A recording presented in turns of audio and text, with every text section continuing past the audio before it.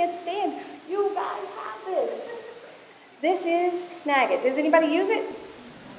You love it. So what Snagit allows you to do is grab a portion of the screen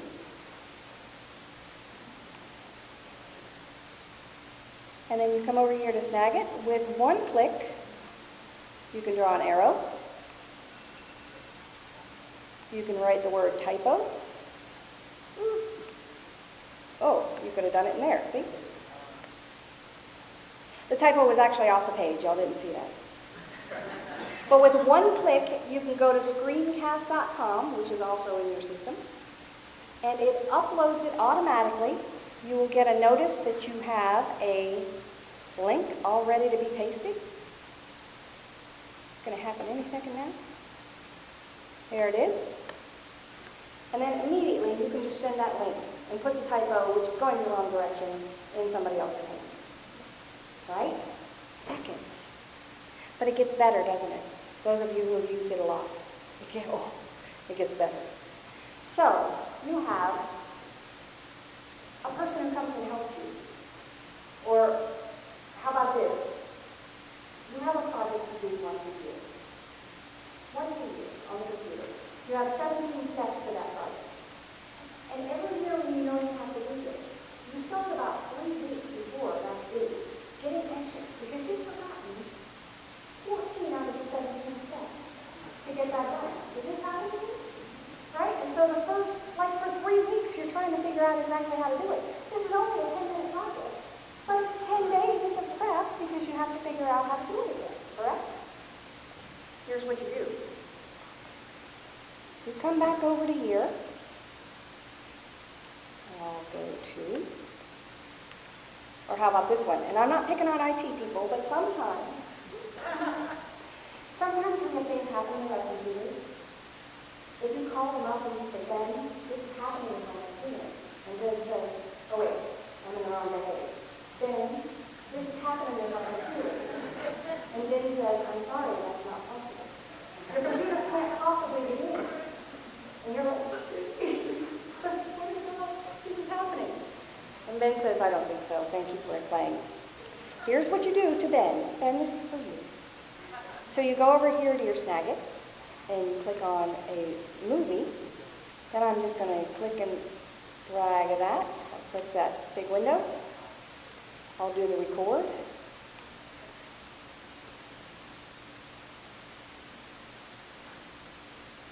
So hello Ben, and as I mentioned, when I click here, I want it to go to this one area, but it keeps going over here.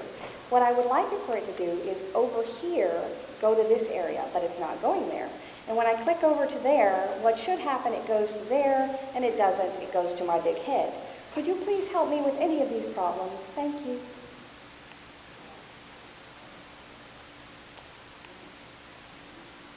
And we're processing, and we're processing.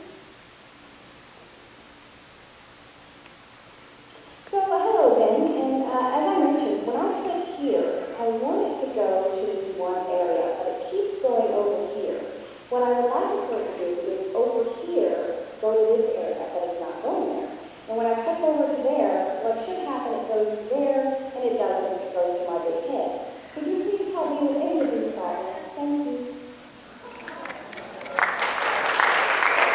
these problems? Thank you. Whose life changed just a little bit? Just a little bit. All right, give that man a magnet.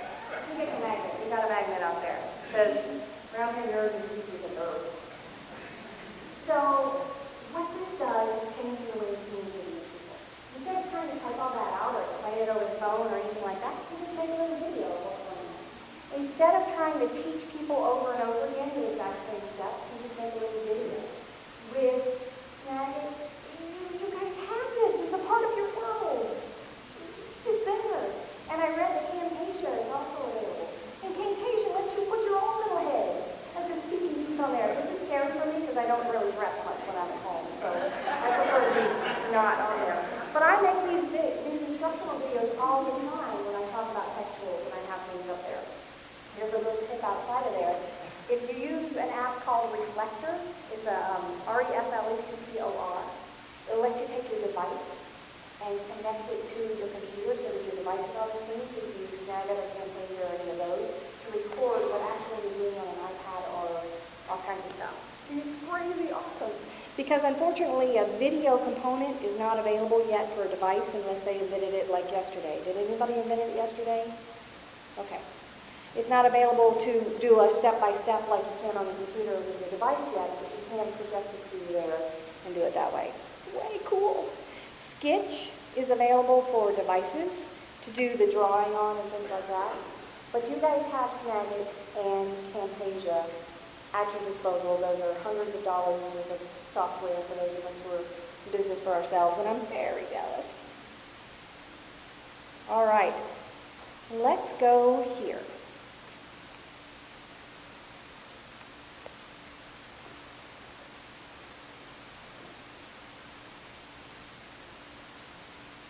So, Evernote. How many of you guys use that Evernote? What Evernote is, think about your desk. You make the hole, probably. You have on your desk a folder like that thick. And inside that folder was everything you had for one semester maybe, or for a certain project maybe. And it had scraps of paper, it had cutouts, it had all kinds of things, paper clips, little pieces of parts, pictures, handwritten notes, whatever. Evernote is that folder, and your entire filing cabinet full of folders, everywhere. Everything. Some of you are taking handwritten notes. If you were to take a picture of your handwritten notes in Evernote, you'll use OCR, optical character recognition, to make that searchable. Anybody love Evernote? Oh, excellent. I hate it. I absolutely hate it, but it's personal. My husband is not a nerd. He may look like a nerd, he may sometimes act like a nerd. He's not a nerd, and he doesn't listen. I would do what I'm doing right now, whether or not people listen to me. It wouldn't matter to me, because I sit there and I'm like, oh my gosh, look at this thing, see this thing, this is the most awesome thing. And he hears Charlie Brown's teacher on the methamphetamines. And so, a little while ago, though, he came to work and he said, Beth, I have to tell you about something I just learned about. He said, have you ever heard of Evernote? I stopped for a moment. I said, Evernote, huh? Tell me. And he said, it's amazing. It changed my life. He's a lawyer, and I'm forgiving for that. And he used to have one of those big courtroom, like big case things that he had to carry around with him, the big legal file. And he had all of the court case stuff in there, and all the things came out. He said, now I just carry my iPad. Because every email we get is in Evernote. Every document we have is now digitized to Evernote. I write notes from the court directly into Evernote. Everybody has access. It's all there. That's fascinating. Where did you learn about Evernote? He said, oh, a paralegal at work told me. I said, oh, that's funny. It's in my books, which you said you read. I talk about it at presentations. I think it's true. I see you right up front in some of them. And I use it to plan something we did together. What was that? So now you come home and you tell me that a 23-year-old blonde paralegal decides to find thinking. Tells you about a technology tool and you're enlightened.